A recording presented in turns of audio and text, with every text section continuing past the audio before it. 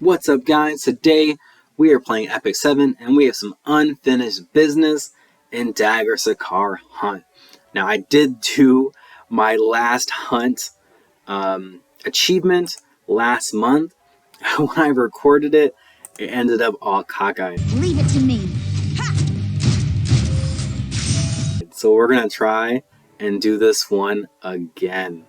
Now, this is going to be 4 Rangers on Hell Raid Queen, and let's see what we're going to use for this battle. Here we go. We are starting on the Queen, and we're going to see if we can get this achievement for the second time. The first thing that we have is our Faithless, and we're going to go ahead and put up that the little barrier thing. What's this thing called? I don't know, it's gone already. Skill Nullifier. Skill Nullifier. So that blocks out that very first attack and gives us a little bit of leeway on our first beginning set. I want to be able to remove the debuffs or the buffs on the boss with the S3 and then apply the unbuffable. Now this is going to give me a lot of turns where the boss isn't going to have those buffs. The next thing is that I'm going to be resetting, right? So I'm going to go ahead and just do the S3 because I'm going to reset her just in case I need to get that skill nullifier again, just in case I need to get the buff removal again. Then we are going to start to work on the ads. Now you did see she's got 100 something effectiveness. This guy has something like 70% effect resist, and so it did not land, and that's because we have the innate 15%. Get ready. Don't forget, we're not going to S1 with Faithless on the boss because we don't want to land that blind debuff on her, and then that will trigger that boss to get the extra attack. I'll give you a rest.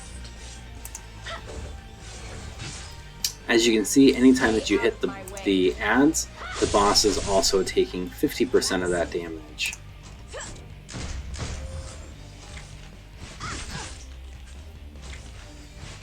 Now the reason I'm going into the ads first is because I do want to mitigate some of the damage the boss can do the next round. I have a feeling I'm not going to be able to survive if I don't start to take out these ads. Are you here to capture me? For Felicia. Taking foot. Can I really do this? Okay, we see some good healing coming out of Landy. That's exactly what we want. On my word. I thought I was finally free. Okay, and from here we have 1 turn off the boss, and then we're going to need to apply that skill nullifier again. Look at that. Luckily she's going to go pretty soon, and it's not going to be a big deal. Okay, so this is going to trigger. Forever. Once the boss gets a 50% here, then it's going to trigger the next phase. So we want to remove these debuffs. This is hard. We want to apply the skill nullifier. Never going back. Stop chasing me! I have no control over my strength. Why not surrender? And then this one here is going to set her into the next phase.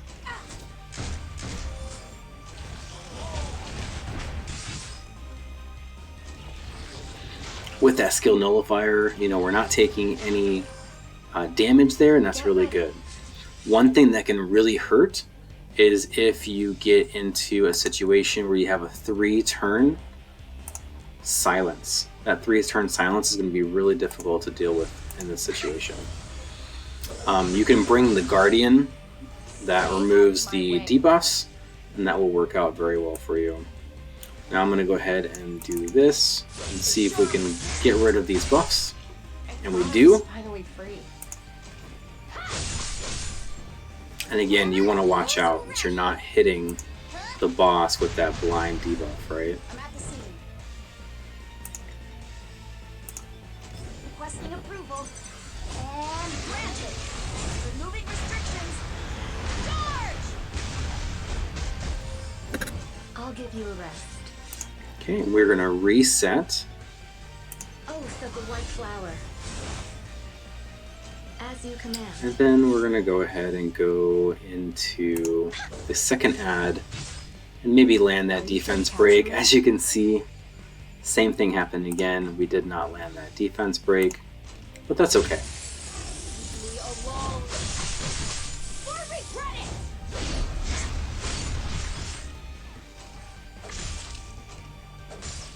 Fully charged. Let's get some damage on these ads. For Felicia. Skill nullifier. Okay, and that one's gone. On my word. Now we're going to try and get these buffs gone again. Sword of Flowers.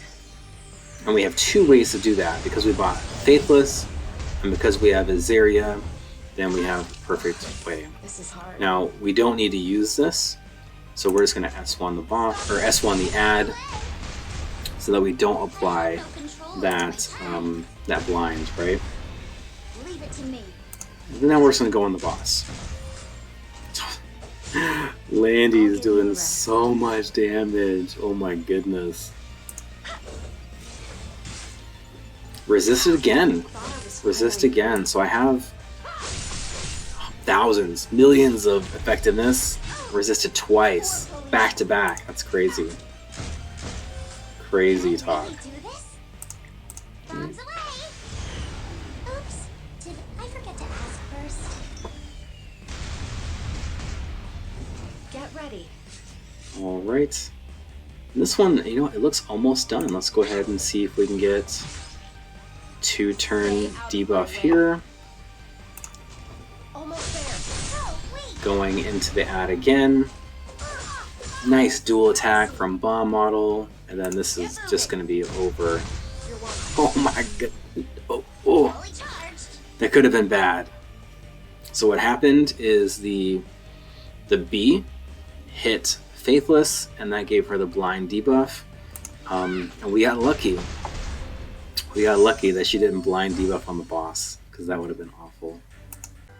So now that we've seen our run succeed, let's talk about what did work and what did not work between last month and this month. Both in that run and this run, we see that Azaria was a top performer. Now what she does is she's just really perfect for this challenge. She can remove all the buffs on the boss and apply unbuffable, which means that you have a 3-turn chance to not have any buffs and have free reign in dealing damage. She can also reset the boss. And this was very important. If you failed to remove those buffs, then now she can reset your other person. In this case, I used her on Faithless. You can also use her on Bomb Model, or you can use her on Landy, and that will enable you to deal more damage or to get a second chance of those buff removal. Now what you want on her is something like 55% effectiveness. The boss has 70% effect resist. So with our 15% chance to miss, at 55% effectiveness, you're going to have your maximum amount to be able to land those Z buffs and also to remove buffs from the boss. Now having said that, we saw 15% chance trigger multiple times in the same match. So it could be that you really need her on a pivotal point, and then you just get hit with 15%, you yield, and you start over. But on this build, she worked amazing. For the artifact, pretty much anything is going to work. What you don't want to do is you don't want to have her on something like Song of Stars. This is going to trigger on her S3. It's going to give you the targeted debuff, and that's going to trigger the boss to cleanse all debuffs and then punch you right in the face. So anything besides that and you should be good to go. Next up, we have our bomb model Kanna. Now what I like about her is she has no debuffs, so we don't have to worry about her triggering the boss, and she does really good damage. I have her on a plus 15 build, and you want something like 3,000 or more attack, some crit chance as high as you can get, because you're not going to get 15% chance from elemental advantage. You want to make sure that you're doing consistent damage to the boss, but anything above 85% should be pretty good. And then you want some decent crit damage. She doesn't need effectiveness. Her S2 gives her 50% effectiveness, and you only need 55. So this is going to be, really easy to gear her out and make sure that she does good damage. Now I have her on speed boots, and I think that you should put her on attack boots with something like 180, 182 speed, and that will be good.